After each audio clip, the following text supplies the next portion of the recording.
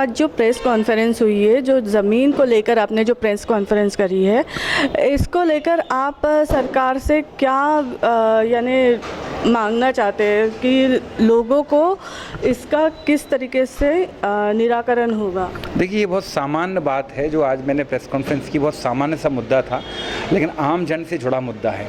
मतलब आप देखें, हर व्यक्ति का सपना होता है कि मैं घर बनाऊं, मैं प्लॉट लूं, संपत्ति बनाऊं, लेकिन जब वो बनाता है वो 10.5% स्टाम्प ड्यूटी भी चुकाता है, लेकिन उसके बाद भी आप देखें ना तो उसको सरकारी सुविधाएं मिलती हैं और ना ही सबसे बड़ी बात उसकी संपत्ति का नामांतरण हो पाता है। आप चाहे दुकान ले लें, मकान ले लें, प्लॉट ले लें, आपकी संपत्ति का नामांतरण नहीं हो पा रहा है। और सरकार कहती है कि हमने सिंगल विंडो सिस्टम बनाया, ये सारी बातें झूठ हैं।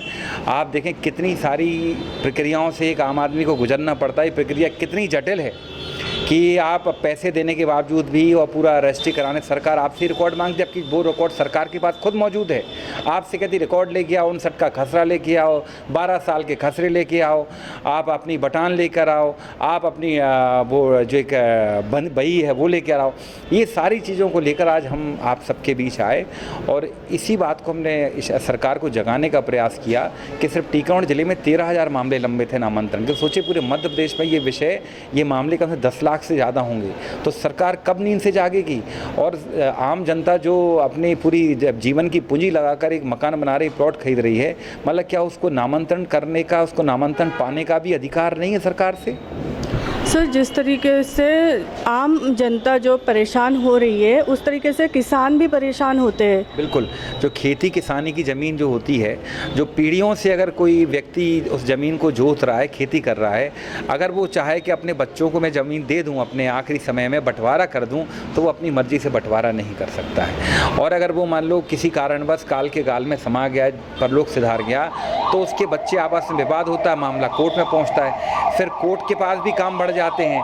यही स्थिति निरंतर पूरे मध्य प्रदेश में चल रही है। तो इसी विषय को लेकर हमने आपके बीच आने का प्रयास किया कि सारी चीज़ें जो सरकार कहती सिंगल विंडो, कोई सिंगल विंडो नहीं है, सारी झूठी बातें हैं। तो सर, इस पर लेकर अधिकारियों पर कार्रवाई होनी चाहिए। देखिए, एक अधिकारी पर कार्रवाई करने से बात नहीं चलेगी, वो तो पूरा सिस्टम ही भ्रष्ट है।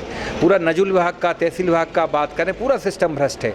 अगर एक कोई पटवारी, एक तहसील, एक आरआई थोड़ी खराब है, सभी खराब है। पूरा आप देखें नीचे से ऊपर तक का पूरा मध्य प्रदेश का हर तहसील का, हर ब्लॉक स्तर का सिस्टम खराब है, कोलैप्स है, करप्ट है।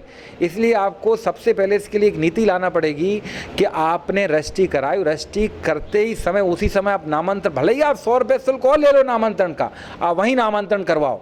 जब ऑनलाइन सब रजिस्ट्रियाँ हो रही हैं, सब होता, तो नामांतरण क्यों नहीं हो सकता तुरंत? ये चीज़ है। तो सर का कहना है ऊपर से लेकर नीचे तक पूरी जगह भ्रष्टाचार है। कैमरामैन इकबाल के साथ मैं संचिता, दंगल टुडे।